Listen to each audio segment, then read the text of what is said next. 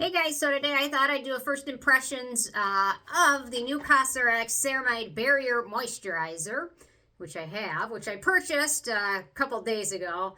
And then I was looking it up, and it already went down in price like $7. So I overpaid for it big time, but anyway, here it is, and I'm going to test it out. Okay, so the expiration date is January of 2028. I'm pretty sure that's what it says.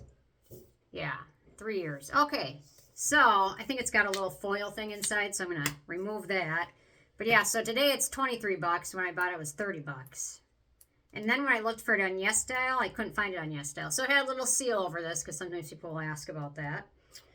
And so I cleansed my face and used a toner and a really light serum. So I'm just gonna apply it right on that and then follow up with my sunscreen. So let's check out the texture of this stuff. Here we go.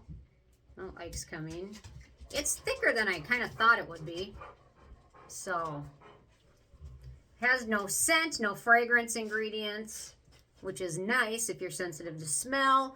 And I think no denatured or drying types of alcohol. It feels really silky. A little bit of this one does not feel like it goes a long way, but that's okay. The bottle's huge. What is it? 2.7 ounces. Feels really nice. My skin is pretty dry today. I'm not exactly sure why. It should be getting less dry because it's getting warmer outside, but Ike has joined the room if you can't hear. He likes to make his presence known. He's been kind of naughty lately. Okay. It's hard to concentrate with you just panting in the background. He is not a self-starter. Lincoln, he will entertain himself all day long. Ike, and Lincoln will be happy alone. Like if you leave, he's got his little has his little spot, and Lincoln's happy. If you leave, Ike, all hell breaks loose because he's trying to get in the garbage. He's trying to destroy things. He's upset. He's crabby when you get home. Sometimes he takes my shoes and dumps them in the toilet, which is why I don't make sure the toilet lid's closed all the time. There we go. Okay, so it feels nice. It does feel on the just slightly greasy side, I want to say, but it feels nice. It's not too shiny, which is a good thing. And it feels hydrating, but to me, just from using it this one time, it's not screaming to me as a morning skincare routine product. It's definitely on the thicker side. So let me talk about some of the ingredients. I will say if you have acne-prone skin, be warned now. Be careful. Okay. So for beneficial ingredients in here, we've got ceramides, cholesterol, Allantoin, and Panthenol for soothing, Squalane, Glycerin, cholesterol, and then vitamin E and a couple versions of sodium hyaluronate or hyaluronic acid. So it definitely is on the thicker side. I could say maybe during the winter this could be a morning moisturizer, but for right now it feels just a little bit greasy. It's got a lot of slip to it, which can be a good thing or a bad thing, but I'm thinking this is going to be too greasy feeling for a lot of daytime routines. But I mean, my skin is pretty dry, so I don't know. Okay, for acne-prone skin, we have Squalane. A lot of people will comment Squalane is not acnegenic. It is slightly. It's not very high on the scale of 1 to 5. It's a 1.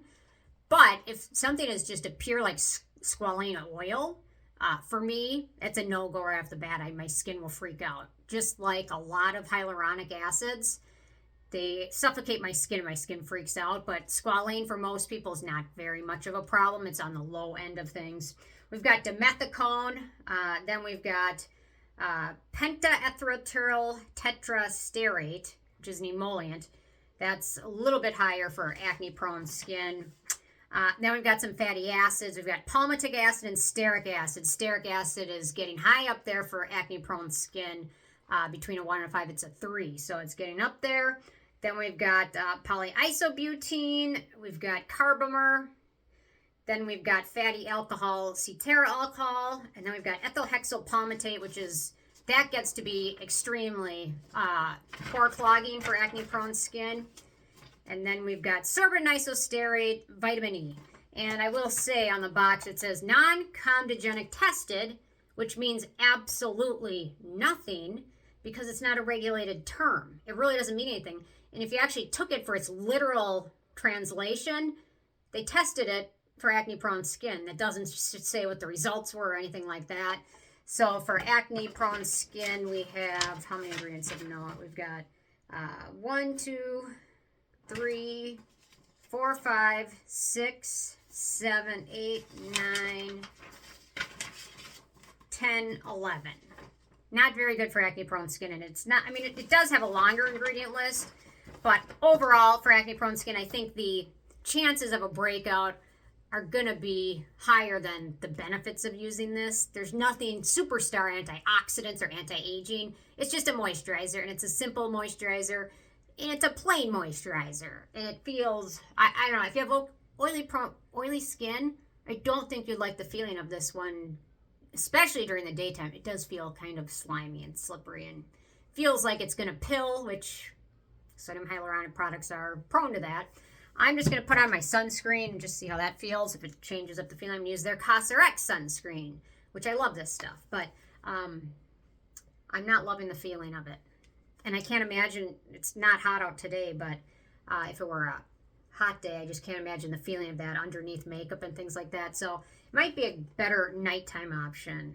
And they say for directions, apply a proper amount evenly, avoiding the eye area. Thanks. Is this a daytime moisturizer? Should this be more like a sleeping mask? Would this be good sandwiched with your retinol? There's no real... Yeah, it's on the thicker side. And I'm saying that as somebody that loves thicker moisturizers. But perhaps it might be a better nighttime option. But I don't know. I feel like my skin is not going to be happy tomorrow because of this, but we'll see. I don't know. I like the fact that it's fragrance free, but I do feel like some of those fatty acids are going to be a bit too much. But I don't know, there's a lot of ceramide skin barrier moisture creams that tend to work well for me, so who knows? We'll give it a whirl. Yeah, so $23, now you're saving $7 that I wasted, but I could have got back. And yeah, nothing screams hero about it. Just seems simple, no frills, basic moisturizer. It'll probably be $15 or, you know, whenever a new product like this comes out, they jack up the price, and then a month later it settles in at its regular price, which will probably be like $15 or something like that. It's a nice big bottle. Might be better for my neck and décolleté area than my face, but the sunscreen worked okay over it. It didn't pill up, but it did feel like if I put a little bit more on, it would start pilling. It felt like that, but it didn't happen. So anyway, okay, that's what I got for you today. Curious if you've checked this out, or if you have a favorite Ceramide Barrier Repairing Moisturizer and what it is. So leave a comment, and Ike is he's taking a break now. So he's so spoiled, he doesn't even realize it. Anyway, okay, thanks so much. Bye, guys.